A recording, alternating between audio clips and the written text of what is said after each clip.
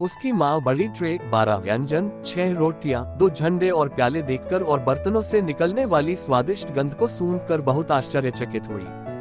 बच्चे, उसने कहा, हम इस महान प्रचुरता और उदारता के लिए किसके आभारी हैं? क्या सुल्तान को हमारी गरीबी से परिचित कराया गया है और उसने हम पर दया की है?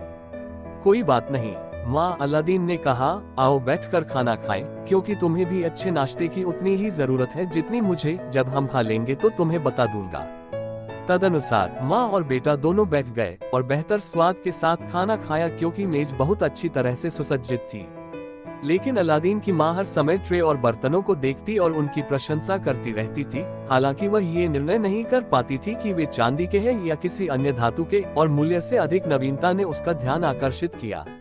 रात के खाने का समय होने तक माँ और बेटा नाश्ता करते रहे और फिर उन्होंने सोचा कि दोनों समय का भोजन एक साथ करना सबसे अच्छा होगा। फिर भी इसके बाद उन्होंने पाया कि उनके पास रात के खाने के लिए पर्याप्त भोजन और अगले दिन के लिए 2 भोजन बचे रहना चाहिए।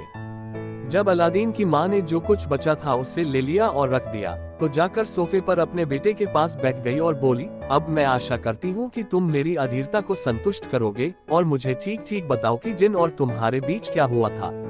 मैं बेहोश हो गया था, जिसका उन्होंने तत्परता से पालन किया। वह अपने बेटे द्वारा बताई गई बातों से उतनी ही आश्चर्यचकित थी जितनी कि जिन के प्रकट होने से, और उससे कहा, लेकिन बेटे, हमें जिन्नों से क्या लेना देना? मैंने कभी नहीं सुना कि मेरे किसी परिचित ने कभी किसी को देखा हो। वह दुष्ट जिन खुद को मुझे ही संबोधित करने के लिए कैसे आया, तुम्हें नहीं, जिसे वह गुफा में पहले भी प्रकट हुआ था? माँ, अलादीन ने उत्तर दिया, जो जिन तुमने देखा था वह नहीं है जो मुझे दिखाई दिया था। यदि तुम्हें याद हो तो जिसे मैंने पहली बार देखा था वह स्वयं को मेरी उंगली पर अंगूठी का दास कहता था, और जिसे तुमने देखा वह स्वयं को मेरा दास कहता था। तुम्हारे हाथ में दीपक था, परंतु मुझे विश्वास है कि तुमने उसे नहीं सुना, क्योंकि मैं समझता हूँ कि जैसे ही उसने बोलना शुरू किया तुम बेहोश हो गए। क्या? माँ चिल्लाए, क्या तुम्हारा दीपक उस शापित जिन के लिए तुम्हारे बजाय स्वयं को संबोधित करने का अवसर था? आह मेरे बेटे, इसे मेरी दृष्टि से दूर ले जाओ और जहाँ चाहो वहाँ रख दो। मैं चाहती थी कि तुम ऐसा करो, इसे छूने से दोबारा डरकर मरने का खतरा उठाने के बजाय इसे बेच दे, और यदि आप मेरी सलाह मानेंगे तो आप अंगूठी भी छोड़ देंगे और जिन्नों से कोई लेना देना नहीं होगा, जो, जैसा कि हमारे भविष्यवक्ता ने हमें बताया है केवल शैतान। आपकी अनुमति से, माँ, अलादीन ने उत्तर दिया, अब मैं इस बात का ध्यान रखूंगा कि मैं एक ऐसा दीपक कैसे बेचूं जो आपके और मेरे दोनों के लिए उपयोगी हो। उस झूठे और दुष्ट जादूगर ने इस अद्भुत चीज को सुरक्षित करने के लिए इतनी लंबी यात्रा नहीं की होगी। दीपक, यदि वह नहीं जानता था कि इसका मूल्य सोने और चांदी से अधिक है, और चूंकि हम ईमानदारी से इसके पास आए हैं, आइए हम इसका लाभदायक उपयोग करें, बिना कोई बड़ा दिखावा किए और अपने पड़ोसियों की ईर्ष्या को भड़काने के बिना। हालांकि चूंकि जिन तुम्हें इतना डराते हैं कि मैं इसे तुम्हारी आंखों से दूर ले जाऊंगा और जहां चाहूंगा वहां रख दूंगा। अंगूठी को मैं अलग करने का निश्चय नहीं कर सकता, क्योंकि उसके बिना तुमने मुझे फिर कभी नहीं देखा था, और यद्यपि मैं अब जीवित हूँ, शायद यदि यह चला गया होता तो शायद कुछ क्षण बाद मैं जीवित नहीं रह पाता। इसलिए मुझे आशा है कि आप मुझे इसे रखने की अनुमति देंगे और इसे हमेशा अपनी उंगली पर पहनने की अनुमति देंगे।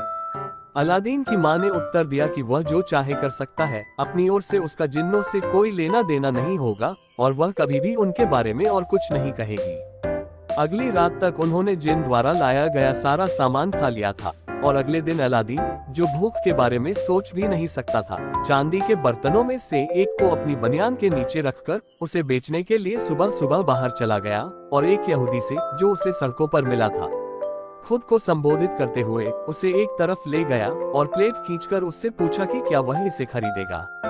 चालाक यहूदी ने बर्तन लिया, उसकी जांच की, और जैसे ही उसे पता चला कि यह अच्छी चांदी है, उसने अलादीन से पूछा कि उसने इसका कितना मूल्य आंका है। अलादीन, जो कभी भी इस तरह के ट्रैफिक का आदी नहीं था, ने उससे कहा कि वह उसके निर्णय और सम्मान पर भरोसा करेगा।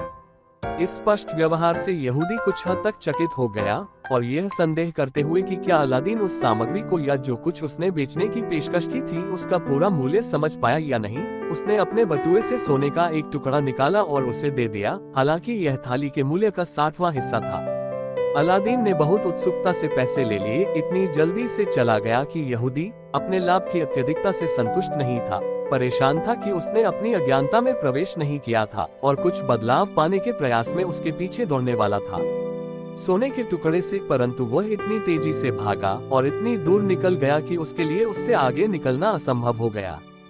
अलादीन के घर जाने से पहले उसने एक बेकर को बुलाया, ब्रेड के कुछ केक खरीदे, अपने पैसे बदले और वापस लौटने पर बाकी अपनी माँ को दे दिए, जो गई और कुछ समय के लिए पर्याप्त सामान खरीदा।